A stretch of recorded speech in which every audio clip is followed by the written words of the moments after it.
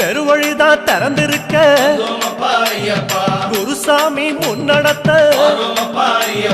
நந்தவனம் தான் வணங்கி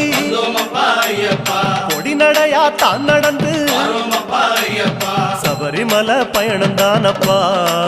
சாமி வழித்துணையா வந்து சேரப்பா சபரிமலை பயணம் தானப்பா சாமி வழித்துணையா வந்து சேரப்பா பேரூரு தோடு மேல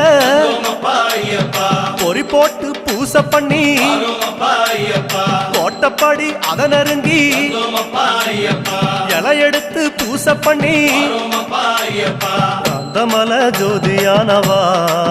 எங்க காவலாக வந்து சேரப்பா காந்தமல ஜோதியானவா